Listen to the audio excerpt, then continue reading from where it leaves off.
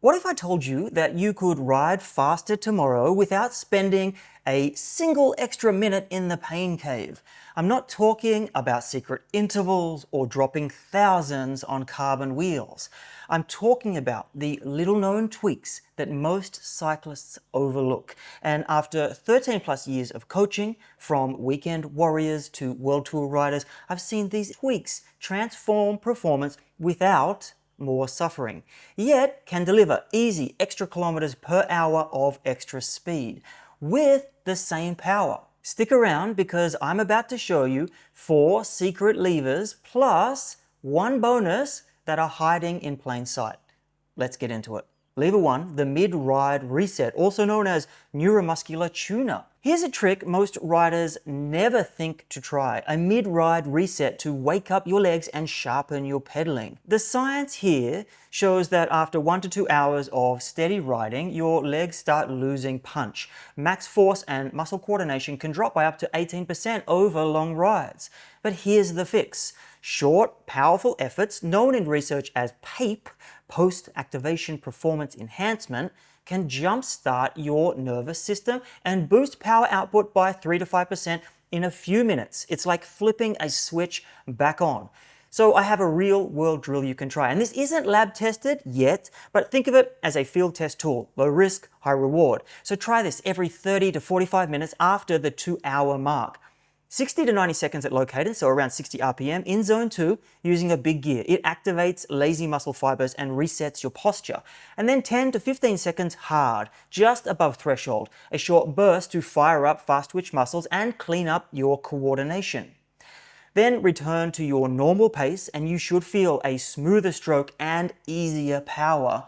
No power meter? No problem. Just use feel. A heavy but smooth gear for part 1 and then a quick hard effort that gets you breathing but not blowing up. Test it out on your next big ride. You might be surprised how fresh your legs feel afterwards and how fast you can keep going. Lever 2, tire pressure. Breakpoint sweet spot. Next, your tires. If you're still pumping them up to the maximum pressure stamped on the sidewall, you're literally bouncing watts into the road. There's a concept called breakpoint pressure. The point where your tire stops absorbing bumps and starts fighting the road. On real-world pavement, that sweet spot is often 8 to 10 psi lower than most riders think. And here's the proof. Mathieu van der Poel won Paris-Roubaix on 32mm tires at about 50 psi. And in normal stages, pros now run 28mm tires at 70 psi. Compare that to the 100 or 120 that a lot of amateurs still swear by. Don't overinflate. I used to ride with a guy who was glued to 110 psi. We dropped him down to 85 for just one ride to see what happened, and he texted me later saying, okay, that was actually insane. So here is the win. Drop your pressure by half a bar, ride a familiar loop, do the same effort, and you should see lower heart rate, smoother ride, and of course, a faster average speed. You'll swear you've upgraded your bike overnight. Next, cadence. You've heard the advice. Find your ideal RPM and lock it in. But that assumes your legs never tire. In reality, cadence drifts downwards as fatigue builds. And because power equals torque times cadence, every lost RPM means lost watts. You may be able to hold 95 RPM at 180 watts when fresh. After an hour, that may go down to 92 and your power will also drop. And get this, forcing yourself to hold a fixed cadence under fatigue, that just adds neuromuscular stress and wears you out faster. Instead, try this.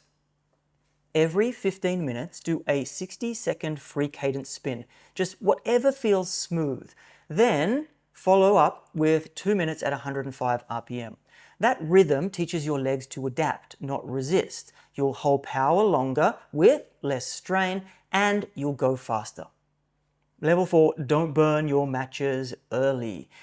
Let me put it to you bluntly.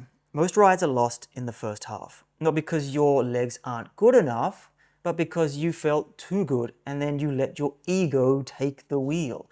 As a coach, I've seen this over and over and over again. From everyday riders to elites. Same mistake different power numbers.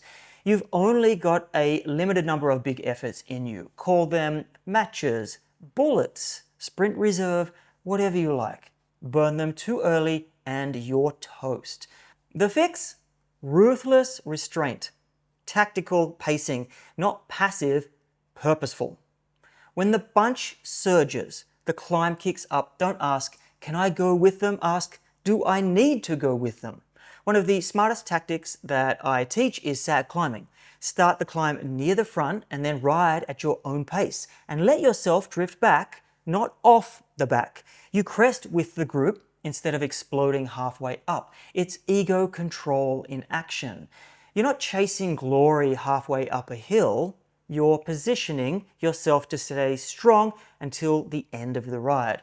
I call it the early hero syndrome. It's the ego trap I coach riders out of every week. Even now, after 13 plus years of coaching and racing, I still have to remind myself and the people I coach, if I'm winning in the first hour of the ride, I'm probably losing it. So here's my rule.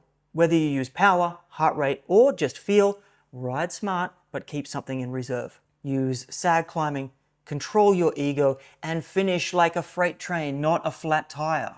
Now the bonus lever, cooling, the overlooked performance tool. Heat is a silent performance thief. Lab and field data show that for every 1 degree of core temperature, it can cut sustainable power by 5 to 6% and drive heart rate up by 10 beats per minute.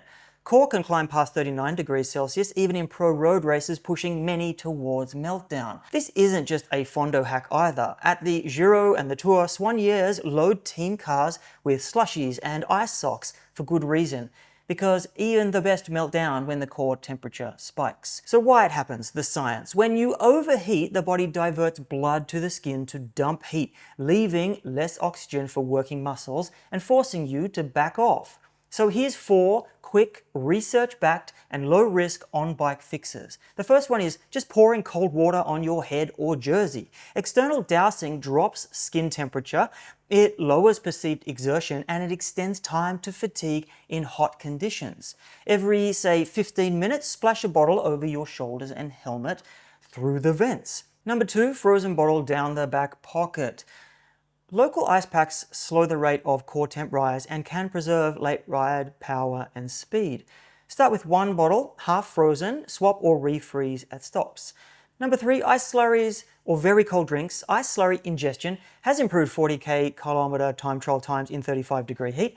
For some athletes, though, results are mixed. Nurse a cold or semi-slushy bottle and finish it within 20 minutes of leaving a stop. Number 4, damp towel under the helmet. I know it's not going to look cool. Your neck head cooling though drops brain temperature, delaying the slow down signal. So soak a small microfiber cloth, wring it lightly and tuck it under your helmet straps. Maybe no one needs to see it. So the solid science here says that overheating shunts blood away from your legs and costs watts and speed. Simple external and internal cooling can blunt that hit. Exactly how much power you can regain varies. Ice slurry isn't a magic bullet for everyone, with the 10-watt bump above is N equals 1. But every study agrees that strategies are safe, cheap, and often worth free speed. Try one or stack a couple on your next hot ride and watch the numbers stay greener for longer. And if you're interested in riding faster for longer, why not test where you are right now by using the durability calculator linked in the pinned comment below. Or find out how to train to last 2, 3, or 4 hours and stay strong until the end by watching this video.